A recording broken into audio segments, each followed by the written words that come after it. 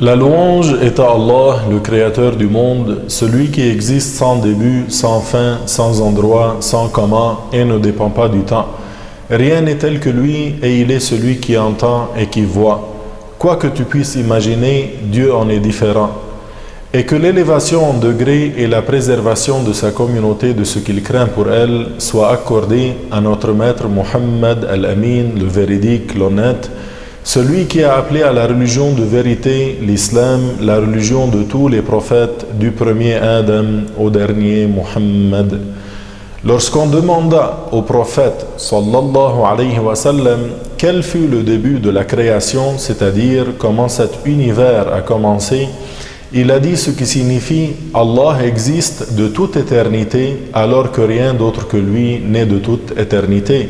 Son trône, Al-Arsh, fut créé sur l'eau et il a fait écrire toutes choses sur la table préservée. Puis il a créé les cieux et la terre. Ce hadith était rapporté par Al-Bukhari. À la question qui lui a été posée, le messager sallallahu alayhi wa sallam a répondu qu'il n'y a pas de début à l'existence de Allah, c'est-à-dire que Allah est éternel, exempt de début, et rien n'est éternel sinon lui.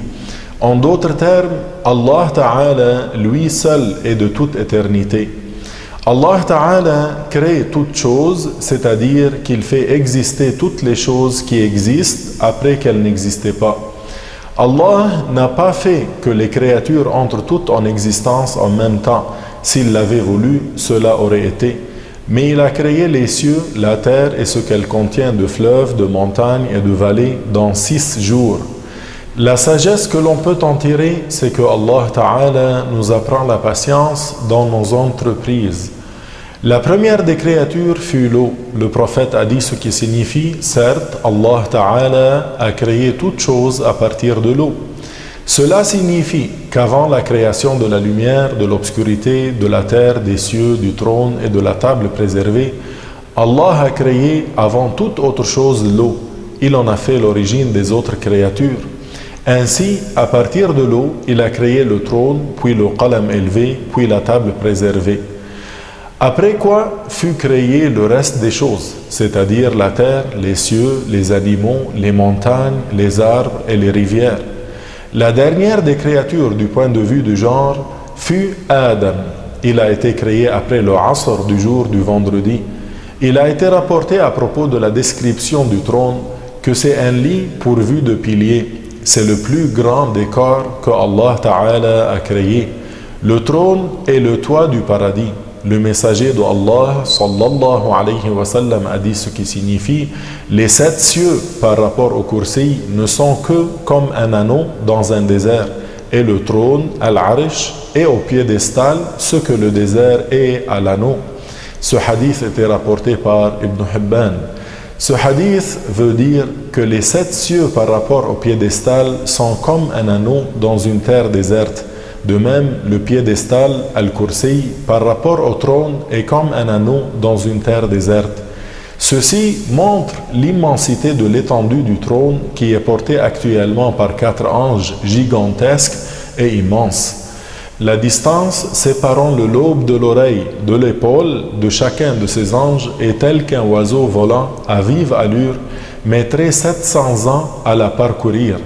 Au jour du jugement, le trône sera porté par 8 anges. Le trône est entouré d'anges et il n'est pas un lieu où Allah Ta'ala serait établi car Allah n'est pas un corps et n'a nul besoin de l'endroit. L'imam Ali, qu'Allah l'agrée, a dit ce qui signifie, certes, Allah a créé le trône comme manifestation de sa puissance et ne se l'est pas pris comme endroit pour lui-même. Le trône, tout comme le kursi, c'est Allah qui les a créés comme manifestation de sa puissance. Allah, lui, qui est exempt d'imperfection, existe sans endroit et sans direction. Après que Allah Ta'ala a créé l'eau et le trône, il a créé le qalam élevé, la table préservée, puis le reste des créatures.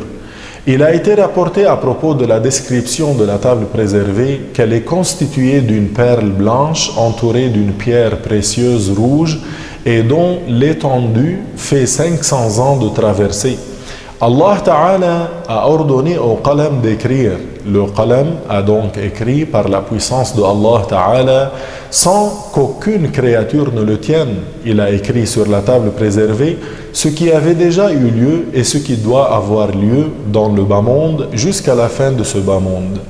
50 000 ans après cela, Allah a créé les cieux et la terre dans 6 jours. Ainsi, il n'est pas un humain qui naisse, ni une goutte d'eau qui descende du ciel sans que cela soit conforme à ce qui est écrit sur la table préservée. La terre sur laquelle nous sommes est l'une des 7 terres que Allah Ta'ala a créées. Cette terre est celle qui est la plus élevée. Les terres sont toutes séparées les unes des autres. Dans la 7e terre, il y a un endroit appelé Sijjin. C'est le lieu où se retrouvent les âmes des mécréants après l'assimilation de leur corps jusqu'à leur résurrection. L'enfer est en dessous de la 7e terre. C'est le feu dont Allah a menacé les mécréants et les désobéissants parmi ses esclaves.